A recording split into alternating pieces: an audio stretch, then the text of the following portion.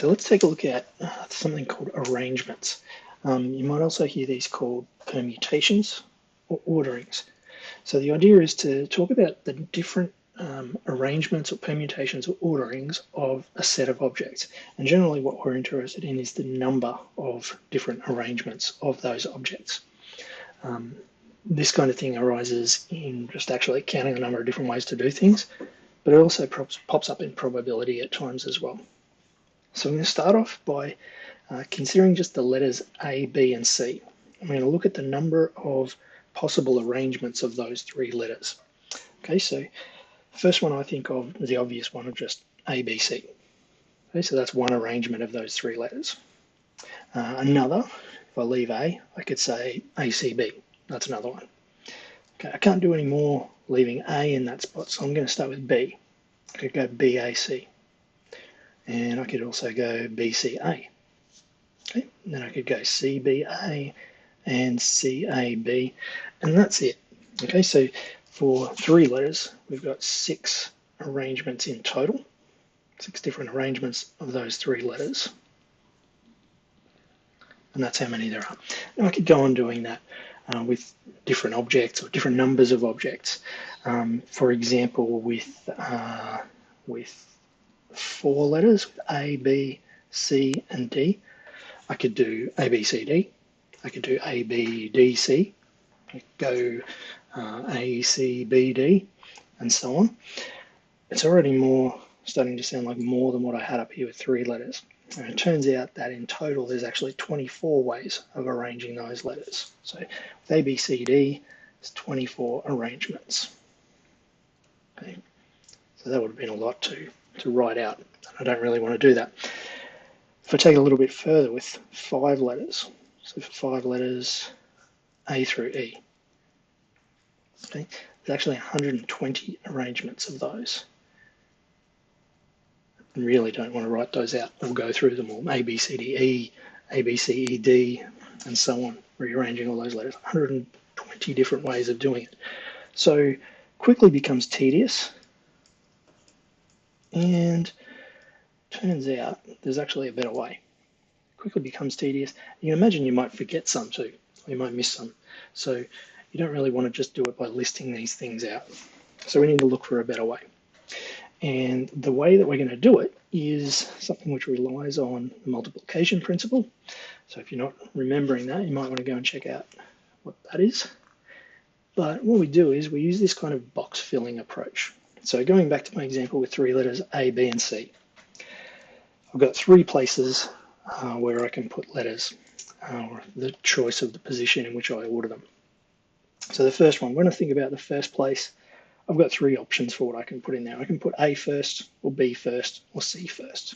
Okay, so I've got 3 options for the first choice. Once I've made a choice, there's only 2 letters left for the second box. Once I've chosen that one, I've now used up 2 of my letters, and I've only got 1 left for the third box. Now, using the multiplication principle, these choice events, we're going to multiply those together to find out how many we've got in total. Okay, so 3 times 2 times 1 is equal to 6. And we've got our 6 different arrangements that we did, which we found when we did it explicitly. Okay, so it turns out if you do this box filling process for any number of objects that you like, the whole idea continues on. And we get that for n objects, the number of arrangements of those n objects into n positions is going to be, well, you've got n to choose from first of all, then you've got 1 less than that. We had 3 and then 2. Then you've got 1 less again, n minus 2. That's what we had up here. All the way along until you get to 1. So n minus 1, n minus 2, n minus 3, 4, 5, all the way down to the number 5, 4, 3, 2, 1. And that's how many different arrangements you'll get of those n objects if you've got n positions to put them in. Now that can be a bit of a long thing to write out. You can imagine I've used dots to fill in the space there. But even if it was, say, 10 times 9 times 8 times 7, and so on all the way down to 1, it gets a bit of a long thing to write. So we come up with this nice little shorthand notation, the number n and an exclamation point. which we say as n factorial, or factorial n. Okay, so that's what we're going to use throughout the rest of this video as well. So just to move through this, another example would be if we've got 5 letters, A, B, C, D, E. I was saying before that there's 120 arrangements of that. Well, I can figure that out with my new rule, or my new idea here about n. Here I've got n equals 5 objects. So for my first letter choice, I've got 5 letters to choose from. And then the next choice, there's 1 chosen already, so I've got 4 left. Chosen 2, so there's 3 left for this one. Chosen 3, so there's 2 left here. And finally, just 1 letter left. Okay, using our multiplication principle, I'm going to multiply those out. 5 times 4 times 3 times 2 times 1. It's going to be 20, 60, 120. So we've got 120 different arrangements, just like I was talking about earlier. Okay, so that's the idea of arranging n objects into n positions. Let's take a look at something a little bit different. So we can use this same idea, this same thinking to look at situations where you've got more objects than the number of positions to put them in. Okay, so for example, I want to show off some of my books to make myself look smarter. So I want to show off my books, but I've only got 4 spaces left on the bookshelf. And I want to show off my best books, my 7 best or smartest looking books. And I want to know how many different ways can I arrange them and show them off. Okay, so what I'm going to do is the same idea. I'll use that whole box filling principle. I've got 4 boxes to fill, 4 spaces for my books. But when I go to fill the first one, I've actually got 7 books to choose from. Once I've chosen one of those, I've got 6 left for the next spot. I'll then choose one there. That means 2 are gone. I've got 5 left. Then 3 are gone, and I've got 4 left. So same idea, multiplication principle. Okay, says that that's going to be 7 times 6 times 5 times 4 is going to be 840. So there's 840 different 4-book arrangements that I can show off to my friends on my bookshelf.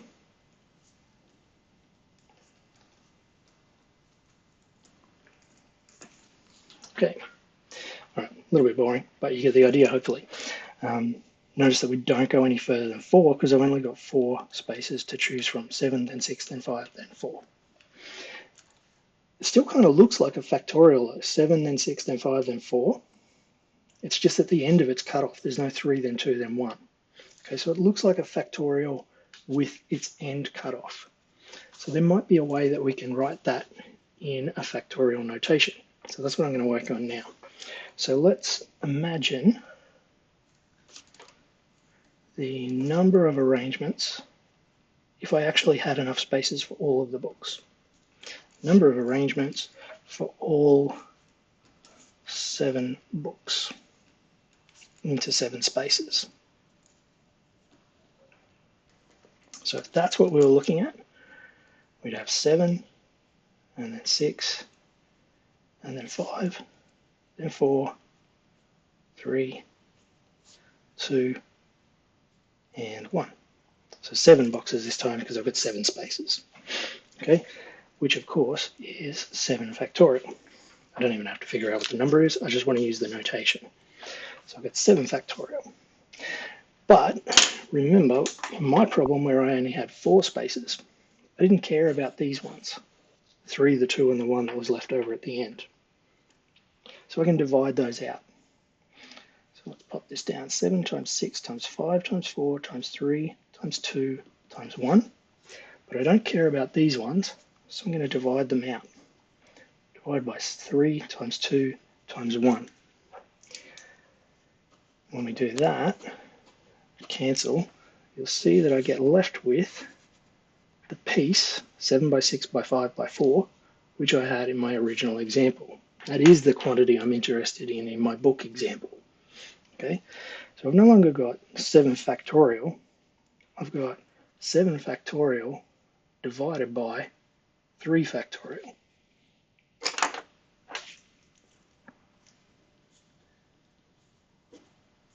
divided by 3 factorial. Now that 3 number right there, 3 comes from, it's the 7 things I'm trying to arrange, take away the number of spaces I actually have. 7 minus 4 is equal to 3.